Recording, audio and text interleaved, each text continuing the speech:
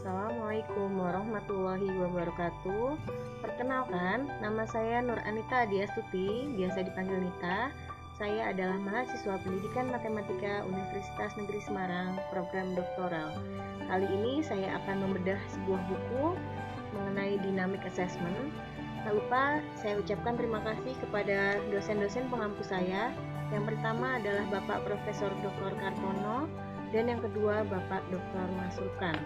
Terima kasih. Sebuah buku yang saya bedah yaitu berjudul Dynamic Assessment in Practice, Clinical and Educational Application yang ditulis oleh Carl Hayward and Carol S. Part 1 mengenai teori and principle dari Dynamic Assessment ini berfokus kepada teori dan praktek mediasi. Yang kedua, apakah itu Dynamic Assessment? Dan yang ketiga yaitu the difference about assessment and evaluation. Dynamic assessment, menurut Hayward, adalah bagian dari konsep penilaian interaktif yang lebih umum.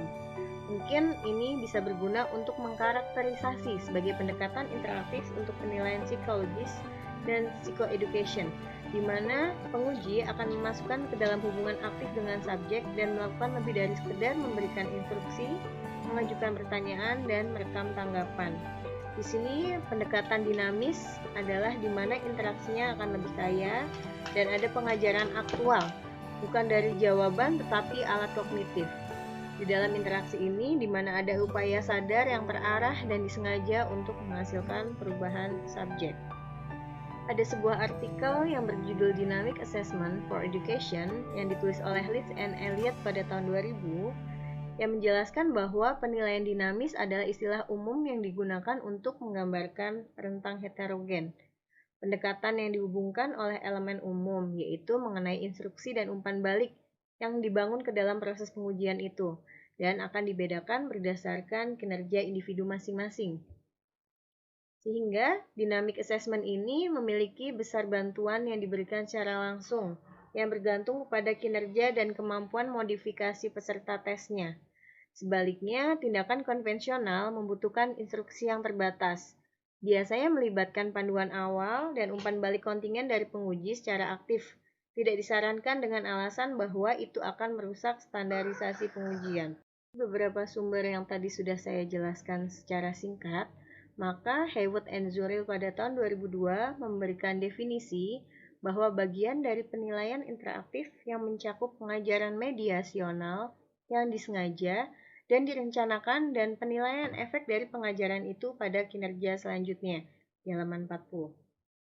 Penggunaan dynamic assessment ini sangat berguna untuk metode penskoran pada tes normatif standar yang rendah, terutama ketika mereka tidak sesuai dengan informasi dari sumber lain. Belajar yang dibatasi oleh keterbelakangan mental, selain itu ketidakmampuan belajar, gangguan emosional, gangguan kepribadian, ataupun defisit motivasi atau kurangnya motivasi yang terjadi pada siswa. Ada masalah bahasa juga bisa dilakukan menggunakan dynamic assessment, seperti kosakata yang sangat buruk, perbedaan antara bahasa ibu dan bahasa sekolah, atau keterlambatan perkembangan bahasa. Sehingga penilaian ini juga bisa dilihat untuk perbedaan budaya mencolok antara mereka yang diteliti dan budaya mayoritas atau dominan. Di sini ada perbandingan tes normatif dan dynamic assessment approach. Yang pertama, dilihat dari major question. Untuk normative assessment, how much has this person already learned? What can she do or not do? How does this person current level of performance compare with other similar demographic? Jadi di sini bagaimana orang bisa belajar, apakah dia melakukan atau tidak, pada level yang mana, dan bandingkan dengan yang lainnya yang satu tahapan atau satu level. Sedangkan pada dynamic assessment, bagaimana orang belajar dalam situasi yang baru, bagaimana bisa mereka belajar dan mengembangkan kemampuannya, apa yang menjadi inti kemampuan atau kemampuan dasar mereka yang dimiliki sehingga bisa mencapai level yang optimal. Sedangkan dilihat dari outcome, normative assessment melihat dari IQ sebagai perkiraan secara umum. Sedangkan learning potential untuk dynamic assessment adalah apa yang mungkin yang dilakukan pada pembelajaran, sehingga siswa bisa berfungsi dengan baik dan disupport dengan baik pada pengalaman pembelajaran tersebut.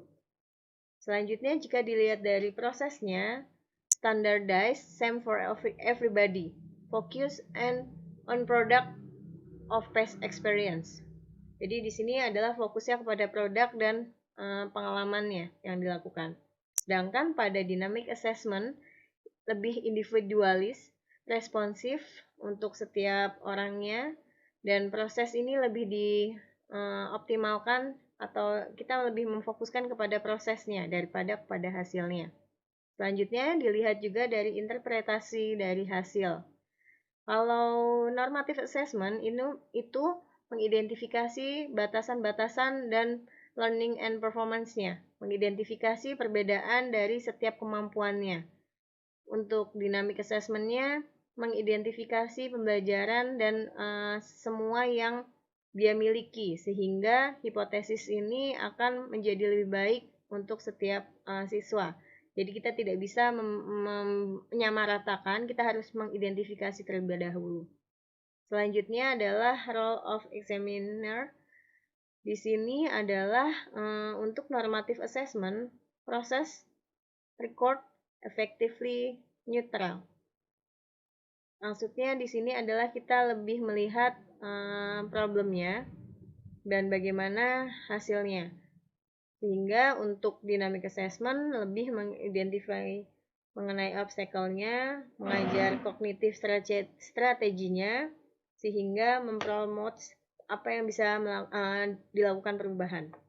Di dynamical assessment ini, untuk pembelajaran dan kinerja yang lebih efektif, sehingga dapat menemukan cara untuk mengatasi hambatan-hambatan itu.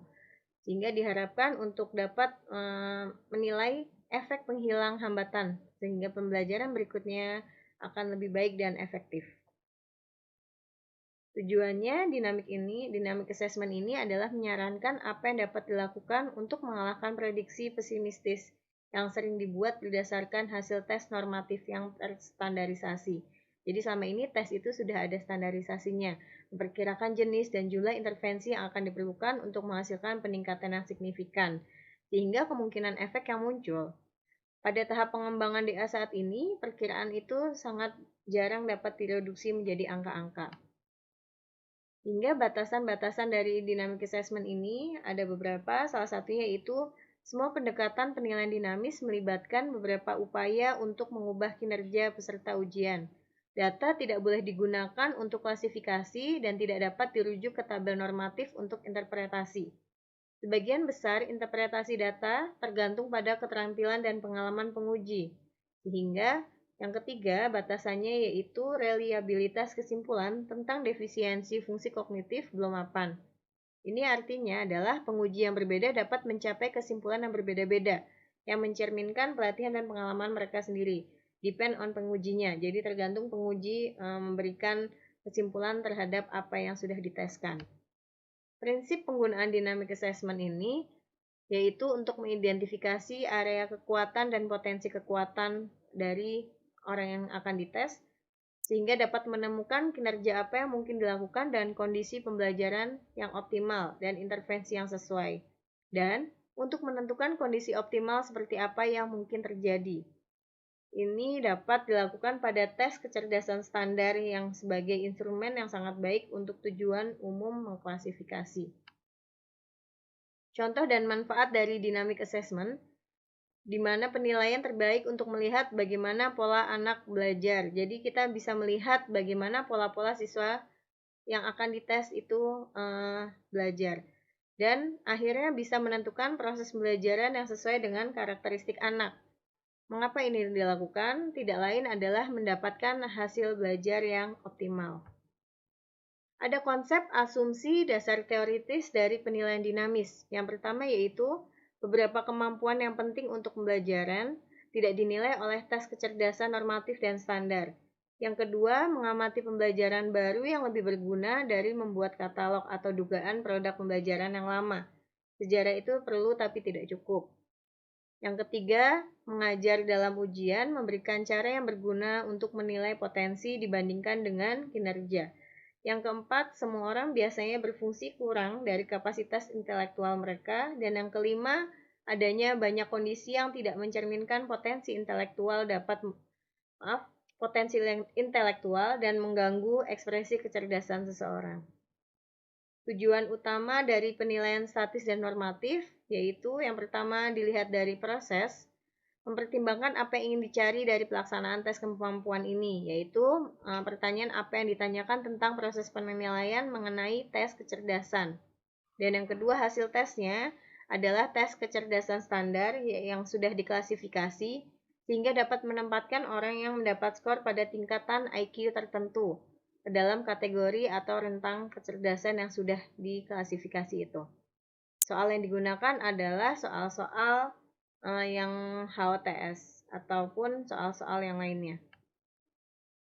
Di sini ada beberapa tabel yang menjelaskan bahwa beberapa strategi intervensi yang sering mencirikan penilaian dinamis dengan perkiraan non-empiris dari intensitas dan kedalaman kognitif pada skala 1 hingga 3 atau intens dan dalam. Di sini ada beberapa strategi yang menjelaskan bahwa intensity, cognitive depth, dan yang lain-lain pada rentang 1 sampai 3. Ada focus attention, clarify instruction, provide minimal feedback, dan evaluasi ditinjau dari 4 hal. Yang pertama, assessment berkaitan tentang sejauh mana anak memperoleh manfaat dari sebuah proses pengajaran. Sedangkan evaluasi hanya menilai efektivitas dari proses tersebut. Yang kedua, evaluasi lebih abstrak dan luas daripada assessment. Namun, Lean and Grounded assessment lebih luas dalam hal keberagaman prosedur pemerolehan informasi yang dapat digunakan. Sedangkan yang ketiga, menurut term, assessment membutuhkan waktu yang panjang karena menyangkut proses berkelanjutan, sedangkan evaluasi dilaksanakan secara berkala. Dari tinjauan yang keempat, assessment lebih terfokus pada mencari data tentang anak didik, sedangkan evaluasi dapat lebih luas dari itu, pencapaian tujuan belajar, tingkat penguasaan guru, pengajaran di kelas, efektivitas, metode, dan yang lain-lain. Jadi di sini bisa dilihat apakah itu perbedaan dari assessment dan evaluasi. Secara teoritis, ini ada dari Vygotsky, ini adalah nenek moyang teoritis dari dynamic assessment. Vygotsky ini menjelaskan mengenai zone proximal development atau ZPD yang menjelaskan mengenai level intuitif bagaimana anak belajar sehingga bisa menggunakan pengujian dynamic assessment. Jadi awal mula dari dynamic assessment ini adalah dari teori Vygotsky. Pendekatan dinamis adalah pendekatan yang memiliki manfaat yang pertama untuk melihat konsistensi penilaian, yang kedua untuk melihat kemampuan anak yang sebenarnya, untuk melihat tingkat yang signifikan bergantung pada tujuan penilaian, yang keempat melihat hambatan sosial dan budaya, dan yang kelima penalaran induktif untuk menganalogi, misalkan contohnya pada kasus gender laki-laki dan perempuan. Oke, kesimpulan dari buku dan artikel yang saya angkat ini adalah salah satu bentuk teknik penilaian dinamis dapat menggali kemampuan anak yang tidak bisa terlihat secara langsung, sehingga kita bisa mengoptimalkan sesuatu yang dimiliki siswa atau guru.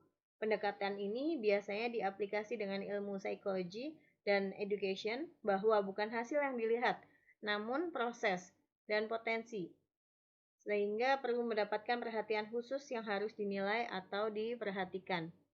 Tujuan khusus dari dynamic assessment ini selanjutnya atau tujuan yang akan datang yaitu dynamic assessment akan menghasilkan rekomendasi untuk intervensi. Dynamic assessment akan digunakan oleh praktisi sebagai orang tua, sebagai guru, dan sebagai terapis. Dan yang ketiga untuk menunjukkan tingkatan keuntungan. Dan ini artinya tidak mungkin dicapai tanpa kehadiran mereka. Oke, terima kasih. Mohon maaf jika banyak kekurangan. Mohon saran dan kritiknya, terutama kepada bapak-bapak dosen pengampu mata kuliah.